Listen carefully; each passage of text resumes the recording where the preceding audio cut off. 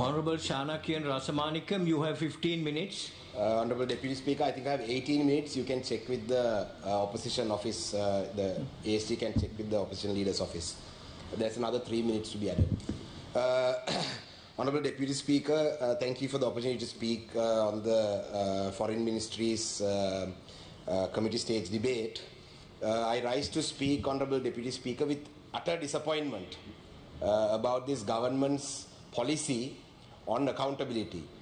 Honorable Foreign Minister just spoke a short while ago, and in his speech, it was a very brief, he very briefly mentioned about accountability.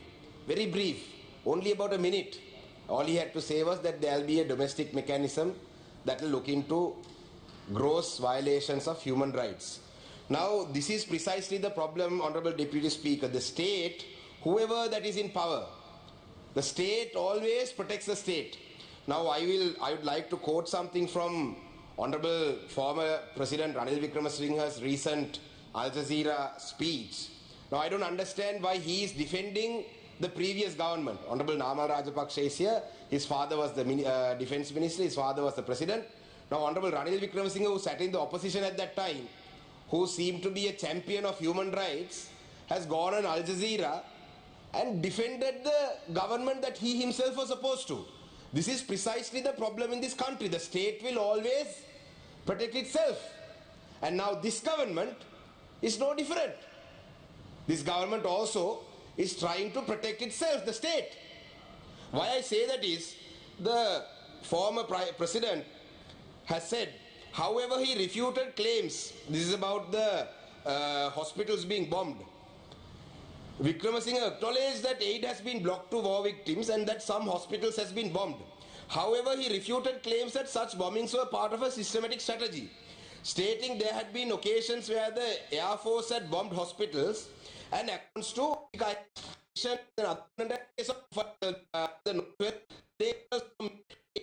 in a bunker. He described what he saw after he left the shelter early in the morning. Now, this is what he saw. The roof of the building was destroyed and tiles had fallen into the room. There were 8 dead bodies in Ward 5 and 5 dead bodies in the admission ward. Now, Honorable Deputy Speaker, I'll table this document. Now, there is clear evidence that hospitals were bombed during the last stages of the war. There is clear evidence. In Mullivaikal, it was there. I have more articles that I can table from witnesses. These have been recorded. These have been published. Right? Now, even I'll get to that later, but these have been published. Right? That there was a big red cross put on the hospital so that the army can see that that's a hospital. A civilian who later went into the army controlled area has confirmed that from 1 kilometer away that they could see the red cross, rather the red cross flag, that to say it was a hospital. It was bombed. But the President Ranil Wickremesinghe, who wasn't even responsible for that act, is going on Al Jazeera and defending his previous president, the person who's accused of it. Right? This is the problem in this country. The state will always defend itself. And Honorable Vijitha Herath, the foreign minister, and his government is no different. At least the people of the North and the East never voted for the Rajapaksas because they knew that they will never get justice under their government, which is why they voted for you. The entire northern province voted for you. Is this how you repay their faith? The faith that they put in the government, is this how you repay them? Shame on this government. The minister went to Geneva. The minister only spoke about whatever mechanisms that were already in place. He spoke about a domestic mechanism. The Tamil people have rejected any domestic mechanism because 16 years later, there has not been a single case that you have solved. Now, very recently, not very recently, 2 days ago, you tabled the Batalanda Commission's report. Now, I wish the minister, the speaker was in this house while I speak, to see if he would be as compassionate when I speak about the Tamil people and the Tamil people who were killed and the atrocities against the Tamil people, as compassionate as he was on the Batalanda Commission. We saw him being so compassionate. Very good. We are also compassionate. The Batalanda Commission being tabled is good. You investigate them. or you take action. But the problem is, all these reports that are generally tabled, we never see any action. The Paranagama Commission was tabled, the Udalagama Commission was tabled. What action has this government, not this government, the previous government taken? This government has had enough time. President has been president for 6 months. If his position was to take action on these things, if it was to investigate, he would have started it by now. Nothing. So again, what we are going to see is that Tamil people will be denied justice in this country. If the former president is defending his nemesis on foreign media, what faith can we have in this particular government? And the minister has given us nothing into his today's speech to even have an ounce of faith that this government will do justice by the Tamil people. Now let me move on to another matter. Now about torture. Now about torture, because the Batlanda Commission is about torture. Now, Honorable Deputy Speaker, let me bring to your attention a report that JDS has published of 219 torture sites that existed in this country during the war. Now we are speaking about Batlanda Commission. I am all for justice being served on the accused or the perpetrators. But 219 torture sites in Sri Lanka, right? Civil torture sites. So when are we going to investigate all the atrocities that happen in these torture sites? These are very recent ones. Batlanda is from 89. These are from 2009, 2008, even 2010, 2011. When are you going to investigate these? There is an article that's published on the Hindu. Sri Lankan Tamil men accuse government of torture and rape. Now this is in 2017. Their number of witnesses have come forward and given their statements about how they were tortured, how they were beaten up with plastic poles that were filled with sand, how they were burnt with cigarettes, about the gun site camp in Trincomalee, about the Joseph camp in Vaunia. You know, the Udalagama Commission, very clearly about the ACF case and about the Trinco case, Trinco 5, Trinco 11 case, they said how the state is responsible. What action have you all taken? So when it comes to the Tamil people, all these commissions, all that you all don't want to talk about. Only about the Batalanda Commission, it has been tabled. I don't see any action being taken against it. Me Batalanda Varta Pilibandavat. මේක මේ සභාගත කිරීම තුළින් මට කිසිම විශ්වාසයක් නැහැ ඒකේ ඉන්න වැඩිකරුවන්ටත් දඬුවම් දෙයි කියලා. මොකද මම දන්න විදිහට JVP එකේ හිටපු දැන් ඉන්න නායකයෝ ඔක්කොම අවුරුදු ඒ දවස්වල අවුරුදු 18යි 19යි 20යි 88 89 බට්ලන්ද කොමිසම හරහා JVP එකේ කරපු ඝාතන පිළිබඳව දැන් ලිස්ට් එනවා එළියට. ඒවත් දැන් පරීක්ෂණ කරනකොට JVP එකේ ඉන්න ගොඩක් කට්ටිය කැමති වුණෙත් නැහැ මේක සභාගත කරනවට. ඒක නිසා මේක හරහා මෙතනින් හැර කිසිම දෙයක් වෙන්නේ නැහැ සභාගත වීම පමණයි. බටලන්ද කොමිසමත් ඔච්චරයි වෙන්නේ මම අද කිව්වගේ කැට තියලා කිව්වා කියලා හිතා ගන්න. මේ කොමිසම ටේබල් කරේ මේ කොමිසම ටේබල් මේ රිපෝට් එක ටේබල් කරේ නැත්නම් ෆ්‍රන්ට් ලයින් සෝෂලිස්ට් පාර්ටි කුමාර් ගුණරත්න අන්ත මොකද්ද කියන්නේ පෙරටුගාමී පක්ෂය මේ JVP එක තව කෑලි 10කට කඩනවා. ඒ බයට මේක ටේබල් කරේ. එහෙම නැත්නම් මේ බටලන්ද කොමිසමේ මෙතනින් හැර කිසිම දෙයක් වෙන්නේ නැහැ. කතානායකතුමා ඊයේ මම දැක්ක සංවේදී වුණා. අපිත් සංවේදී මේ වගේ දේවල් වලට හැම දෙයකටම සංවේදී වෙනවා නම් හොඳයි. So there's a lot more to be said about torture, about how people were tortured in this country, but let me move on to another important topic, which is rape. Now, you know, very recently there was somebody who was raped in Anuradhapura. We condemn that. We are against violence against women. We condemn that. Those accused should be punished. But let's talk about the Tamil women who were raped and killed. Let's talk about them as well. இந்த நாட்டிலே தமிழ் பெண்கள் ஆயிரக்கணக்கான தமிழ் பெண்கள் பாலியல் துஷ்பிரயோகம் செய்யப்பட்டு கொல்லப்பட்டனர். அனுராதபுரத்திலே அந்த பாலியல் தொந்தரவுக்கு உட்படுத்தப்பட்ட பெண்ணுக்கு நீதி வேணுமென்றதிலே எந்த மாற்று கருத்தும் இல்லை. ஆனால் ஏன் இந்த அரசாங்கமும் சரி இந்த நாட்டிலே மக்களும் சரி எத்தனையோ ஆயிரக்கணக்கான தமிழ் பெண்கள் பாதுகாப்பு படையினரால் பாலியல் தொந்தரவுக்கு இல்லாட்டி பாலியல் வன்முறைக்கு ஈடுபடுத்தப்பட்ட எத்தனையோ பேர் இருக்கிறார்கள். இவர்களுக்கு எதிராக எந்த நடவடிக்கையும் எடுக்கிறதுக்கு ஏன் இந்த நாட்டில் இருக்கும் மக்கள் இல்லாட்டி இந்த அரசாங்கம் கொந்தளிக்கவில்லை? இனவாதம் இல்லை என்று சொல்லும் இந்த அரசாங்கம் தான் மிக மோசமான இனவாதிகள். கடந்த காலத்தில் இருந்த அரசாங்கங்கள் தங்களை இனவாதிகளாகவே அடையாளப்படுத்தி கொண்டு தங்களுடைய செயல்பாடுகளை முன்னெடுத்தார்கள்.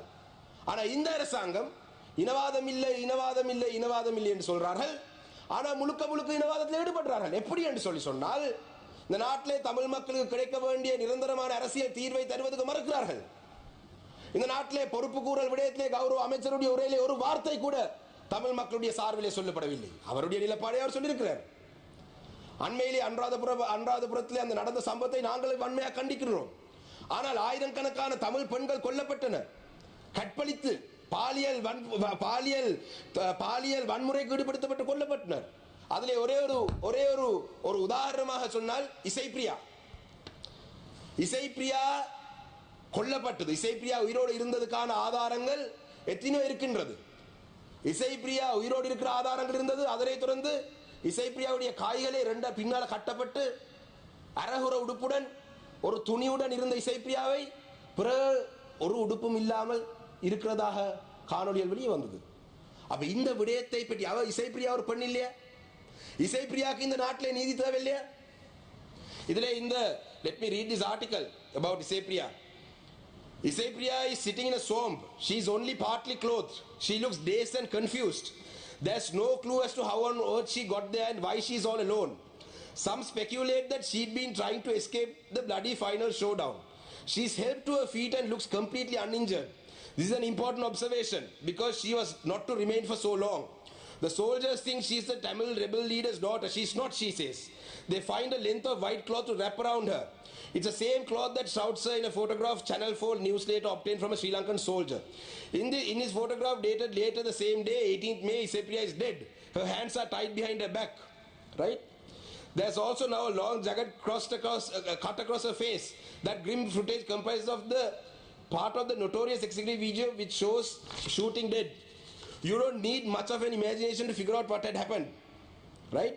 Now, this Isaipriya, it's very clear that Isaipriya was alive. And she was well and alive. Later, her hands are bound behind her back and she's dead. And very clearly, it shows that she wasn't playing Scrabble.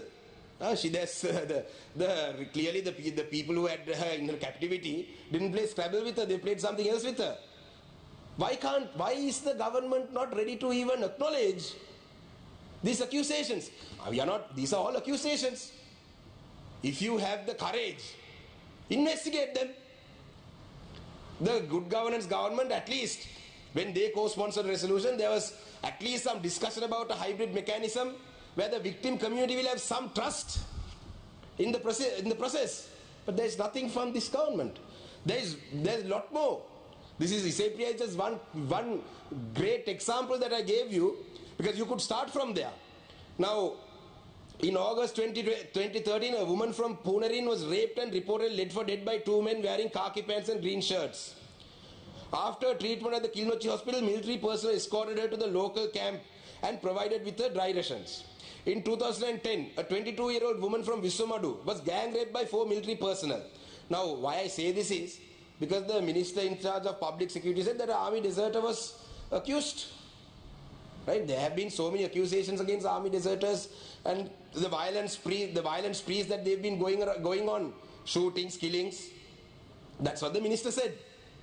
So if today, 16 years later, if army deserters are accused of rape in broad daylight or at least in a hospital where a doctor is being raped, imagine the amount of gross violations that they would have committed during the last stages of war, when there was no media coverage, then there was no international observers, when there was no outsiders.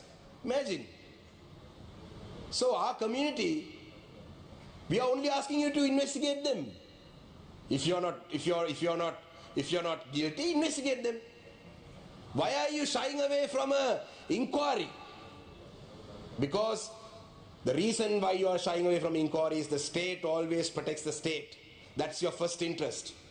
So the NPP government, Honorable Foreign Minister, also has failed to address this concern. You all are betraying the Tamil people.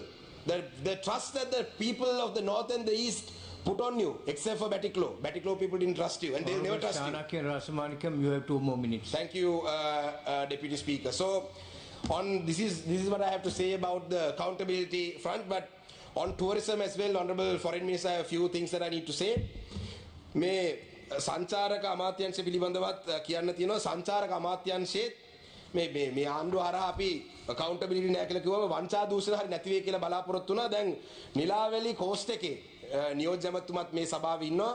නියෝජ්‍ය ඇමතුමා දන්නවා නිලාවැලි coast එකේ පිජන් island ඉස්සරහා ඒකේ mineral එක්ස්ප්ලොරේෂන් කරන්න පහුගිය ආණ්ඩුවෙන් විශාල ක්‍රියාමාර්ගයක් අරන් ගියා. මං ගාව තියෙනවා මෙතන ඒ සඳහා ගත්ත බෝඩ් මීටින් එකෙත් මං ගාව තියෙනවා ගත්තක මට දැන් මේ දිස්ත්‍රික්ක ජනතාව කියනවා ඔබතුමා മന്ത്രി වෙන්න කලින් ඇමති වෙන්න කලින් මේකේ හරි උනන්දු වෙලා හිටියා දැන් ඔබතුමා මේක ගැන බලන්නේවත් නැහැ කියලා. නිලාවැලි සිට කුඹුරුපිටි නැගෙනහිර දක්වා වෙරළ සීමාවේ සිට මීටර් 300ක වසපරකින් යුත් රජයේ ඉඩම් ජේම්ස් ග්ලෝබල් පුද්ගලික සමාගම වෙත දීර්ඝකාලීන බදු ලබා දීමට අනුමැතිය ලබා ගැනීම. මේක 2024 ජූනි මාස 27 තිරිකුණාමලේ දිස්ත්‍රික් සංවර්ධන කමිටුවේ රැස්වීමේදී තිබ්බ කාරණයක්. දැන් එතකොට මේකෙන් මේ ඉඩම් ගරු ටුවරිසම් සම්බන්ධ අධි නැමතුමා මම මේ කියන්නේ කුච්චවේලි වල තියෙන්නේ මේ ශ්‍රී ලංකා ටුවරිසම් ඩෙවලොප්මන්ට් ඔතොරිටි එකට තමයි මේ ඉඩම් අයිති. එතකොට මේ ඉඩම් වල ලංකාව පුරාම ගරු ඇමතිතුමනි මේ මිනරල්ස් එක්ස්ප්ලෝර් කරන්න කියලා පර්මිට් දීලා තියෙනවා. ඒව එක්ස්ප්ලොරේෂන් පර්මිට් විතරයි. ලංකාවේ තාම එකක්වත් මයිනින් පර්මිට් දීලා නැහැ. මේ වෙනකොට ඔබතුමාලා බලයට ආවන් පස්සේ මේ දැන් පහුගිය සතිය ඇතුළත පළවෙනි පර්මිට් එක දෙන්න මේ ජේම්ස් ග්ලෝබල් කියන ආයතනයට දෙන්න ඉතා බලපෑම් කරන බව අපිට තොරතුරු දැනගන්න ලැබිලා තියෙනවා. ඉතින් මේ තිරිකුණාමලේ දිස්ත්‍රික්ක විතරක් නෙවෙයි මේක හම්බන්තොට සැංගිලාක ඉස්සරහට දෙන්න බලනවා. ලංකාවේ ගරු ඇමතිතුමනි මංගා මේ සිතියම් ටික තියෙනවා. මම මේක කියන්නේ මේ සංචාරක කර්මාන්තයට අවශ්‍ය ඉඩම් මංගාව තියෙනවා මේකේ තියෙන Honorable Chanakya Rasamanikam, your time is up. Yes, I'm winding up. Just give me one minute. I'll show this map to the Honorable Minister and I'll wind up.